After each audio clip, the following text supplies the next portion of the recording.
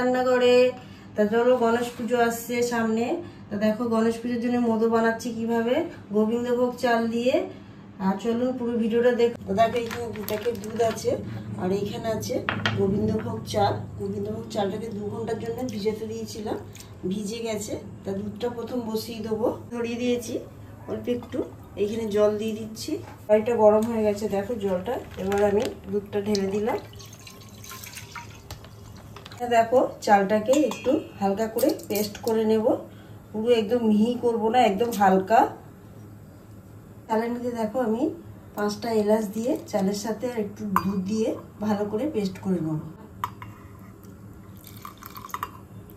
দেখো হালকা করে পুরো পেস্ট করে নিয়েছি, একদম মিহি করিনি। এখানে বোঝা যাচ্ছে একটু চাল চাল মতন আছে, হাত দিয়ে দেখিয়ে দিচ্ছি। দেখো ফুটে গেছে, এখানে আমি দিয়ে দিলাম। দুধটা দেখো চালটা দিয়ে কতটা ঘন হয়ে গেছে, এইভাবে নাড়তে হবে ভালো করে। দেখো কতটা ঘন হয়ে গেছে, ঠিক আছে। দেখো এবারে দিয়ে দেবো আন্দাজ মতন মিষ্টি, যে যেরকম মিষ্টি খান সেরকম দেবে। চিনিটা দিয়ে ভালো করে নাড়তে হবে, কতটা গাঢ় হয়ে গেছে দেখো। এইভাবে দেখো মোদকটা বানানো খুবই সোজা, আর গণেশের এইভাবে ভোগ চড়াতে পারবে। আমরা গোবিন্দভোগ চাল দিতে ঠাকুরকে ভোগ দিই, এইভাবে খুব তাড়াতাড়ি সহজে হয়ে যায়। কতটা শক্ত হয়ে গেছে, এই সময় কিন্তু গ্যাসটা পুরো আমি সিমে রেখে দিয়েছি। দেখো কতটা গাঢ় হয়ে গেছে। আর এইখানে দেখো কাজু বাদামটাকে এইভাবে গেট করে নিচ্ছি, দেখো নিয়ে ওপর দিয়ে একটুখানি কাজু বাদামগুলো দিচ্ছি।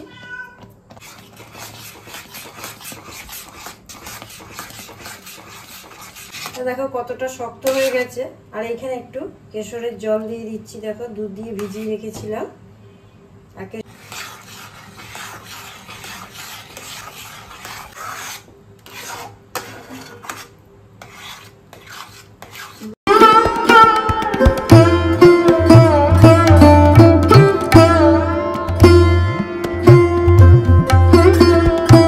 কড়াই থেকে পুরো উঠে আসছে, জিনিসটা তৈরি হয়ে গেছে। এটা ঠান্ডা হয়ে গেলে ঠিক হয়ে যাবে একদম। গ্যাসটাকে এবার আমি বন্ধ করে দিলাম।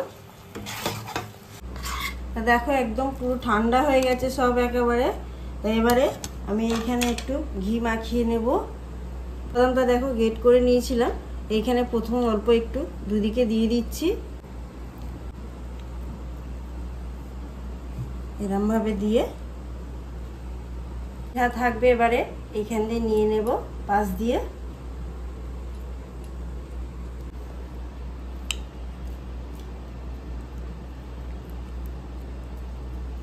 দেখো এইভাবে পুরো বানাচ্ছি জিনিসটা। তা দেখো চলে আসছে।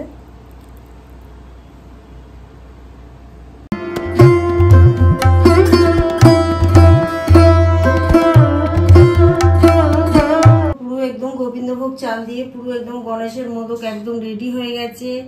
আর দেখো আপনারাও বাড়িতে বানিয়ে দেখুন, আর দেখে যদি ভালো লাগে অবশ্যই চ্যানেলটাকে সাবস্ক্রাইব করবে, লাইক করবে, কমেন্ট করতে ভুলবেন না।